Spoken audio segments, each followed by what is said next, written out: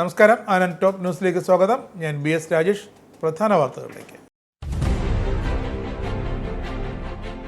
നിലമ്പൂർ ഉപതെരഞ്ഞെടുപ്പ് June 15, June 23 വോട്ടെണ്ണൽ. നിലമ്പൂർ ഉൾപ്പെടെ രാജ്യത്തെ 5 നിയമസഭാ മണ്ഡലങ്ങളിലും ഇതേ ദിവസം ഉപതെരഞ്ഞെടുപ്പ്. നിലമ്പൂരിൽ UDF ഉജ്ജ്വല വിജയം നേടുമെന്നും സ്ഥാനാർത്ഥി ഉടൻ പ്രഖ്യാപിക്കുമെന്നും UDF സജ്ജമെന്നും പ്രതിപക്ഷ നേതാവ് VD സതീശൻ. പാകിസ്ഥാന്റെ ഷെല്ലാക്രമണത്തിൽ ഏറ്റവും കൂടുതൽ നാശനഷ്ടമുണ്ടായ പൂഞ്ച് ജില്ലയിലെ വീടുകളിൽ അപ്രതീക്ഷിത സന്ദർശനം നടത്തി പ്രതിപക്ഷ നേതാവ് രാഹുൽ ഗാന്ധി. രാജ്യത്ത് റിപ്പോർട്ട് ചെയ്ത പുതിയ കോവിഡ് കേസുകളിലെ വൈറസ് വകഭേദം ചൈനയിൽ കണ്ടെത്തിയതിന് സമാനമെന്ന് സ്ഥിരീകരിച്ചു. കൊറോണ പരിശോധന നടക്കുന്ന ലാബുകളുടെ നേതൃത്വത്തിലുള്ള ജനോമിക്സ് കൺസോർഷ്യത്തിൻ്റെതാണ് ഈ കണ്ടെത്തൽ. യൂറോപ്യൻ യൂണിയനുമായുള്ള വ്യാപാര കരാർ രൂപീകരിക്കാൻ തയ്യാറെടുത്ത് ഇന്ത്യ. US-ഉം യൂറോപ്യൻ യൂണിയനും വ്യാപാര മേഖലയിൽ ഇടുന്ന പശ്ചാത്തലത്തിലാണ് ഇന്ത്യയുമായുള്ള വ്യാപാര ചർച്ചകൾ. ഡൽഹിയിൽ കനത്ത മഴ. ശക്തമായ കാറ്റോട് കൂടിയ കനത്ത മഴയിൽ ഡൽഹിയിലും പരിസര പ്രദേശങ്ങളിലും പലയിടങ്ങളിലും വെള്ളം കയറി. Motibagh, Minto road, airport terminal 1 എന്നിവിടങ്ങളിൽ അതിരൂക്ഷമായ വെള്ളക്കെട്ട്. റെക്കോർഡുകൾ ഭേദിച്ച് UAE ചുട്ടുപൊള്ളുന്നു. ശനിയാഴ്ച UAEയിൽ രേഖപ്പെടുത്തിയ ഏറ്റവും ഉയർന്ന ചൂട് 51.6 ഡിഗ്രി. ഈ വർഷം അവസാനത്തോടെ 1500-ലേറെ പേർ റിക്രൂട്ട് ചെയ്യാൻ ഒരുങ്ങി UAE ദേശീയ വിമാന കമ്പനിയായ ഇത്തിഹാദ് എയർവേസ്. വാർത്തകൾ വിശദമായി. നിലമ്പൂർ ഉപതെരഞ്ഞെടുപ്പ് ജൂൺ 19 നടക്കുമെന്ന് തെരഞ്ഞെടുപ്പ് കമ്മീഷൻ പ്രഖ്യാപിച്ചു. ജൂൺ 23 വോട്ടെണ്ണൽ. PV അൻവർ MLA സ്ഥാനം രാജിവെച്ചതിനെ തുടർന്നുണ്ടായ ഒഴിവിലേക്കാണ് ഉപതെരഞ്ഞെടുപ്പ് നടക്കുക. നിലമ്പൂർ ഉൾപ്പെടെ രാജ്യത്തെ 5 നിയമസഭാ മണ്ഡലങ്ങളിലും ജൂൺ 19 ഉപതെരഞ്ഞെടുപ്പ് നടക്കും. ഗസറ്റ് വിജ്ഞാപനം ഈ മാസം 26 ഉണ്ടാകും. ജൂൺ 2 നോമിനേഷൻ സമർപ്പിക്കാനുള്ള അവസാന തീയതി. ജൂൺ 5 നോമിനേഷൻ പിൻവലിക്കാനുള്ള അവസാന ദിവസം. നിലമ്പൂരിൽ UDF ഉജ്ജ്വല വിജയം നേടുമെന്നും ഉപതെരഞ്ഞെടുപ്പ് നേടാൻ UDF സുസജ്ജമാണെന്നും പ്രതിപക്ഷ നേതാവ് VD സതീശൻ. കോൺഗ്രസും UDF-ഉം തയ്യാറാണ്. UDF-ലെ എല്ലാ ഘടകകക്ഷികളുടെയും പരിപാടികൾ സമയബന്ധിതമായി പൂർത്തിയാക്കി. ഏത് സമയത്ത് തിരഞ്ഞെടുപ്പ് നടന്നാലും നേടാൻ UDF തയ്യാറാണ്. സ്ഥാനാർത്ഥിയെ പ്രഖ്യാപിക്കുന്നതിൽ കാലതാമസം ഉണ്ടാകില്ല. എല്ലാ നേതാക്കളുമായും ചർച്ച നടത്തി സംസ്ഥാന ഘടകത്തിൻ്റെ നിർദ്ദേശം അഖിലേന്ത്യാ കോൺഗ്രസ് കമ്മിറ്റി അറിയിക്കും. ഹൈക്കമാൻഡാണ് സ്ഥാനാർത്ഥിയെ പ്രഖ്യാപിക്കുന്നതെന്നും സതീശൻ പറഞ്ഞു. നേരിടാൻ വേണ്ടിയിട്ട് UDF സുസജ്ജമാണ്. ഞങ്ങൾ അവിടെ 263 ബൂത്ത് കമ്മിറ്റികളുണ്ട്. ആ ബൂത്ത് കമ്മിറ്റികളെല്ലാം നിലവിൽ വന്നു. പുതിയതായി വന്ന 59 ബൂത്ത് കമ്മിറ്റികളടക്കം 263 ബൂത്ത് കമ്മിറ്റികൾ നിലവിൽ വന്നു. ഞങ്ങൾ 8000-ലധികം പുതിയ വോട്ടർമാരെ ഞങ്ങൾ നിലമ്പൂരിൽ ചേർത്തിട്ടുണ്ട്. സംഘടന കോൺഗ്രസും UDF-ഉം സുസജ്ജമാണ്. UDF-ൻ്റെ തന്നെ എല്ലാ പാർട്ടികളുടെയും കൺവെൻഷൻ കഴിഞ്ഞു. UDF-ൻ്റെ പരിപാടിയിൽ ഞാൻ പോയിരുന്നു. എല്ലാം സുസജ്ജമാണ്. ഏത് സമയത്ത് ഇലക്ഷൻ വന്നാലും നേരിടാൻ ഞങ്ങൾ തയ്യാറാണ്. പിന്നെ സ്ഥാനാർത്ഥി പ്രഖ്യാപനം നിങ്ങൾക്ക് അറിയാമല്ലോ. സ്ഥാനാർത്ഥി പ്രഖ്യാപനം ഇപ്പോൾ ഇന്ന് ഞായറാഴ്ച ഒരു പ്രശ്നം മാത്രമേ ഉള്ളൂ. സാധാരണ നമ്മൾ 24 മണിക്കൂറിനാണ് സ്ഥാനാർത്ഥിയെ പ്രഖ്യാപിക്കണം. അതിന് യാതൊരു വിധത്തിലുള്ള കാലതാമസം ഉണ്ടാവില്ല. സൺഡേ ആയതിൻ്റെ ഒരു ഇതാണ് ഇന്ന്. കേന്ദ്ര സർക്കാരിനെതിരായ രാഷ്ട്രീയ ആരോപണങ്ങളിൽ മറുപടി തേടിക്കൊണ്ട് സംസാരിക്കവേ പ്രതിപക്ഷ നേതാവ് രാഹുൽ ഗാന്ധി വിദേശകാര്യമന്ത്രി S ജയശങ്കറിനെ JJ എന്ന് വിശേഷിപ്പിച്ചതിനെ ചൊല്ലി വിവാദം പുകയുന്നു. S ജയശങ്കറിനെ എന്തുകൊണ്ട് JJ എന്ന് വിശേഷിപ്പിച്ചെന്നതിന് രാഹുലോ മറ്റു കോൺഗ്രസ് നേതാക്കളോ വിശദീകരണം നൽകിയില്ല. JJ വിശദീകരിക്കുമോ എന്ന ചോദ്യത്തോടെ രാഹുൽ സമൂഹ മാധ്യമത്തിൽ ചില ചോദ്യങ്ങൾ പോസ്റ്റിട്ടത്. ഇന്ത്യക്കും പാകിസ്ഥാനുമിടയിൽ മധ്യസ്ഥതയ്ക്ക് ട്രംപിനോട് ആവശ്യപ്പെട്ടത് ആരാണെന്നതടക്കം 3 ചോദ്യങ്ങളാണ് രാഹുൽ ഉന്നയിച്ചത്. പാകിസ്ഥാന്റെ ഷെല്ലാക്രമണത്തിൽ ഏറ്റവും കൂടുതൽ നാശനഷ്ടമുണ്ടായ പൂഞ്ച് ജില്ലയിലെ വീടുകളിൽ കഴിഞ്ഞ ദിവസം പ്രതിപക്ഷ നേതാവ് രാഹുൽ ഗാന്ധി അപ്രതീക്ഷിത സന്ദർശനം നടത്തി. ജില്ലയിലെ ഗ്രാമങ്ങളിലേക്ക് രാവിലെയാണ് രാഹുൽ എത്തിയത്. സ്കൂളുകളിൽ ചെന്ന് കുട്ടികളുമായും ആശയവിനിമയം നടത്തി. ഭയപ്പെടുന്ന ചിലത് കാണേണ്ടി വന്നാലും ആശങ്കപ്പെടരുത്, എല്ലാം വൈകാതെ സാധാരണ നിലയിലാകുമെന്നാണ് കുട്ടികളോട് രാഹുൽ പറഞ്ഞത്. രാജ്യത്ത് റിപ്പോർട്ട് ചെയ്ത പുതിയ കോവിഡ് കേസുകളിലെ വൈറസ് വകഭേദം ചൈനയിൽ കണ്ടെത്തിയതിന് സമാനമെന്ന് സ്ഥിരീകരിച്ചു. കൊറോണ പരിശോധന തുടരുന്ന ലാബുകളുടെ നേതൃത്വത്തിലുള്ള ജനോമിക് കൺസോർഷ്യത്തിൻ്റെതാണ് റിപ്പോർട്ട്. ഇത് പ്രകാരം രാജ്യത്തെ പുതുതായി റിപ്പോർട്ട് ചെയ്തതിൽ 1 NB 18.1 വകഭേദവും 4 LF7 വകഭേദവുമാണ്. NB 18.1 തമിഴ്നാട്ടിലും LF7 ഗുജറാത്തിലുമാണ് റിപ്പോർട്ട് ചെയ്തത്.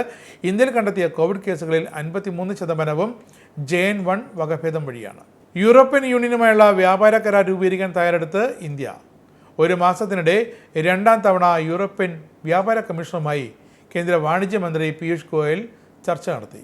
US-ലെ വ്യാപാര ചർച്ചകൾക്ക് പിന്നാലെയാണ് ബെൽജിയത്തിൻ്റെ തലസ്ഥാനം ബ്രസൽസിലേക്ക് കേന്ദ്രമന്ത്രി പോയത്. അവിടെ യൂറോപ്യൻ യൂണിയൻ വ്യാപാര കമ്മീഷണർ മാരോസ് സെഫ്കോവിക്കുമായി 2ാം തവണയും കൂടിക്കാഴ്ച നടത്തി. US-ഉം യൂറോപ്യൻ യൂണിയനും തമ്മിൽ വ്യാപാര മേഖലയിൽ ഇടഞ്ഞു നിൽക്കുന്ന പശ്ചാത്തലത്തിലാണ് ഇന്ത്യയുമായുള്ള വ്യാപാര ചർച്ചകൾ. 2024-25 സാമ്പത്തിക വർഷത്തെ EPS പലിശ നിരക്ക് 8.25% തന്നെ നിലനിർത്താനുള്ള ശുപാർശയ്ക്ക് ധനമന്ത്രാലയം അംഗീകാരം നൽകി. ഫെബ്രുവരിയിലാണ് പലിശ നിരക്കിൽ മാറ്റം വരുത്തേണ്ടതില്ലെന്ന് EPFO ട്രസ്റ്റി ബോർഡ് തീരുമാനിച്ചത്. ധനമന്ത്രാലയം അംഗീകരിച്ചതോടെ 7 കോടി EPF അംഗങ്ങൾക്ക് പലിശ പ്രാബല്യത്തിലാകും. കേന്ദ്ര സർക്കാരും സംസ്ഥാനങ്ങളും ടീം ഇന്ത്യയെ പോലെ ഒരുമിച്ച് പ്രവർത്തിച്ചാൽ ഒരു ലക്ഷ്യവും അസാധ്യമല്ലെന്ന് പ്രധാനമന്ത്രി നരേന്ദ്രമോദി അഭിപ്രായപ്പെട്ടു. നീതി ആയോഗിൻ്റെ 10ാമത് ഗവേണിംഗ് കൗൺസിൽ യോഗത്തിൽ അധ്യക്ഷത വഹിച്ച് സംസാരിക്കുകയായിരുന്നു അദ്ദേഹം. വികസനത്തിൻ്റെ വേഗത വർദ്ധിപ്പിക്കേണ്ടത് അത്യാവശ്യമാണെന്നും നാം വികസനത്തിൻ്റെ വേഗത വർദ്ധിപ്പിക്കണമെന്നും അതിനായി കേന്ദ്രവും എല്ലാ സംസ്ഥാനങ്ങളും ഒരുമിച്ച് ചേരുകയും ടീം ഇന്ത്യയെ പോലെ പ്രവർത്തിക്കുകയും ചെയ്താൽ ഒരു ലക്ഷ്യവും അസാധ്യമല്ലെന്നും നരേന്ദ്രമോദി പറഞ്ഞു. ഡൽഹിയിൽ കനത്ത മഴ. ഡൽഹിയിലുണ്ടായ ശക്തമായ മഴയിൽ ഘാസിയാബാദിൽ അക്കൂർ വിഹാറിലെ NCP ഓഫീസിൻ്റെ മേൽക്കൂര തകർന്ന് ഒരു പോലീസ് ഓഫീസർ മരിച്ചു. 58 വയസ്സുകാരനായ വീരേന്ദ്ര മിശ്രയാണ് മരിച്ചത്. ശക്തമായ കാറ്റോടുകൂടിയ കനത്ത മഴയിൽ ഡൽഹിയിലും പരിസര പ്രദേശത്തും പലയിടങ്ങളിലും വെള്ളം കയറി.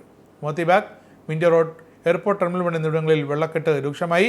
ശനിയാഴ്ച രാത്രിയോടുകൂടി ആരംഭിച്ച മഴ ശക്തമായതോടെ നിരവധി റോഡുകളും അണ്ടർപാസുകളും വെള്ളത്തിനടിയിലായി. ഇനി ഗൾഫ് വാർത്തകളിലേക്ക്. റെക്കോർഡ് ഭേദിച്ച UAE മെയ് മാസത്തിൽ ചുട്ട് പൊള്ളുകയാണ്. ശനിയാഴ്ച UAEയിൽ രേഖപ്പെടുത്തിയ ഏറ്റവും ഉയർന്ന ചൂട് 51.6 ഡിഗ്രിയാണെന്ന് ദേശീയ കാലാവസ്ഥാ നിരീക്ഷണ കേന്ദ്രം അറിയിച്ചു. അലൈനിലെ സൊയ്ഹാനിലാണ് കനത്ത ചൂട് ഇത്തവണ രേഖപ്പെടുത്തിയത്. വെള്ളിയാഴ്ച അബുദാബിയിലെ അൽ ഷവാമിക്കം എന്ന സ്ഥലത്ത് 50.4 ഡിഗ്രി എന്ന റെക്കോർഡ് ചൂട് രേഖപ്പെടുത്തി. ഇതിനെ മറികടന്നാണ് ശനിയാഴ്ചത്തെ ചൂട്. 2003 താപനില രേഖപ്പെടുത്തുന്നത് ആരംഭിച്ച ശേഷം മെയ് മാസത്തിൽ അടയാളപ്പെടുത്തിയ ഏറ്റവും വലിയ ചൂടാണെന്ന് ദേശീയ കാലാവസ്ഥാ നിരീക്ഷണ കേന്ദ്രം അറിയിച്ചു. ഈ വർഷം അവസാനത്തോടെ 1500-ലേറെ പേരെ റിക്രൂട്ട് ചെയ്യാൻ UAE ദേശീയ വിമാന കമ്പനിയായ ഇത്തിഹാദ് എയർവേസ് ഈ വർഷം 1685 തൊഴിലാളികളെ ജോലിക്കെടുത്തതിന് ശേഷമാണ് മറ്റൊരു പുതിയ റിക്രൂട്ട്മെൻറ്റ് കൂടി കമ്പനി ഒരുങ്ങുന്നതെന്ന് എയർവേസ് ഉദ്യോഗസ്ഥ അറിയിച്ചു. പൈലറ്റ്, ക്യാബിൻ ക്രൂ, എഞ്ചിനീയർമാർ മുതലായ പ്രധാന പദവികളിലേക്കാണ് നിയമനം. നിലവിൽ 12,000-ഓളം ജീവനക്കാരാണ് ഇത്തിഹാദ് എയർവേസിനുള്ളത്.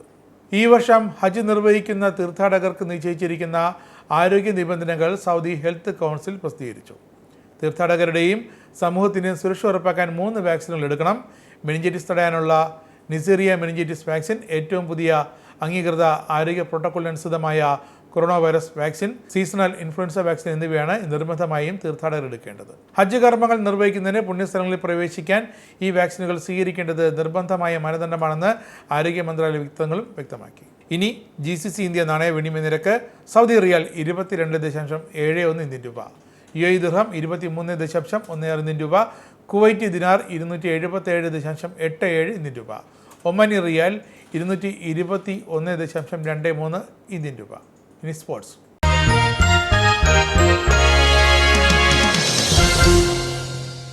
IPL-ൽ ഇന്ന് ആദ്യ മത്സരത്തിൽ ഗുജറാത്ത് ടൈറ്റൻസ് ചെന്നൈ സൂപ്പർ കിങ്സിനെ നേരിടും. അഹമ്മദാബാദ് നരേന്ദ്രമോദി സ്റ്റേഡിയത്തിൽ ഉച്ചയ്ക്ക് ശേഷമാണ് മത്സരം. മഴ തടസ്സമായില്ലെങ്കിൽ ജയിച്ചാൽ ഗുജറാത്ത് ടൈറ്റൻസിന് 1ാം സ്ഥാനം ഉറപ്പിക്കാം. 13 മത്സരങ്ങളിൽ നിന്നും 18 പോയിന്റാണ് ഗുജറാത്തിന് വേണ്ടത്. 13 മത്സരങ്ങളിൽ 17 പോയിന്റ് വീതമുള്ള Punjab Kings, royal Challengers Bengaluru എന്നിവർ അടുത്ത മത്സരം ജയിച്ചാൽ പോലും ഗുജറാത്തിൻ്റെ മുന്നിലെത്താൻ സാധിക്കില്ലെന്നാണ് റിപ്പോർട്ട്. ധോണിയുടെ അവസാന IPL മത്സരമാകുമോ ഇതെന്നുള്ള ചർച്ചകളും ഇതോടൊപ്പം ചൂടുപിടിക്കുന്നുണ്ട്. പ്രധാന വാർത്തകൾ ഒരിക്കൽ കൂടി. നിലമ്പൂർ ഉപതെരഞ്ഞെടുപ്പ് ജൂൺ 15-ന്, ജൂൺ 23-ന് വോട്ടെണ്ണൽ. നിലമ്പൂർ ഉൾപ്പെടെ രാജ്യത്തെ 5 നിയമസഭാ മണ്ഡലങ്ങളിലും ഇതേ ദിവസം ഉപതെരഞ്ഞെടുപ്പ്. നിലമ്പൂരിൽ UDF ഉജ്ജ്വല വിജയം നേടുമെന്നും സ്ഥാനാർത്ഥി ഉടൻ പ്രഖ്യാപിക്കുമെന്നും UDF സജ്ജമെന്നും പ്രതിപക്ഷ നേതാവ് VD സതീശൻ. പാകിസ്ഥാന്റെ ഷെല്ലാക്രമണത്തിൽ ഏറ്റവും കൂടുതൽ നാശനഷ്ടമുണ്ടായ പൂഞ്ച് ജില്ലയിലെ വീടുകളിൽ അപ്രതീക്ഷിത സന്ദർശനം നടത്തി പ്രതിപക്ഷ നേതാവ് രാഹുൽ ഗാന്ധി. രാജ്യത്ത് റിപ്പോർട്ട് ചെയ്ത പുതിയ കോവിഡ് കേസുകളിലെ വൈറസ് വകഭേദം ചൈനയിൽ കണ്ടെത്തിയതിന് സമാനമെന്ന് സ്ഥിരീകരിച്ചു. കൊറോണ പരിശോധന നടക്കുന്ന ലാബുകളുടെ നേതൃത്വത്തിലുള്ള ജനോമിക്സ് കൺസോർഷ്യത്തിൻ്റെതാണ് ഈ കണ്ടെത്തൽ. യൂറോപ്യൻ യൂണിയനുമായുള്ള വ്യാപാര കരാർ രൂപീകരിക്കാൻ തയ്യാറെടുത്ത് ഇന്ത്യ. US-ഉം യൂറോപ്യൻ യൂണിയനും വ്യാപാര മേഖലയിൽ ഇടുന്ന പശ്ചാത്തലത്തിലാണ് ഇന്ത്യയുമായുള്ള വ്യാപാര ചർച്ചകൾ. ഡൽഹിയിൽ കനത്ത മഴ. ശക്തമായ കാറ്റോട് കൂടിയ കനത്ത മഴയിൽ ഡൽഹിയിലും പരിസര പ്രദേശങ്ങളിലും പലയിടങ്ങളിലും വെള്ളം കയറി. Motibagh, Minto road, airport terminal 1 എന്നിവിടങ്ങളിൽ അതിരൂക്ഷമായ വെള്ളക്കെട്ട്. റെക്കോർഡുകൾ ഭേദിച്ച് UAE ചുട്ടുപൊള്ളുന്നു. ശനിയാഴ്ച UAEയിൽ രേഖപ്പെടുത്തിയ ഏറ്റവും ഉയർന്ന ചൂട് 51.6 ഡിഗ്രി. ഈ വർഷം അവസാനത്തോടെ 1500-ലേറെ പേർ റിക്രൂട്ട് ചെയ്യാൻ ഒരുങ്ങി UAE ദേശീയ വിമാന കമ്പനിയായ ഇത്തിഹാദ് എയർവേസ്. ആനന്ദ് ന്യൂസ് സമാപിക്കുന്നു. നമസ്കാരം.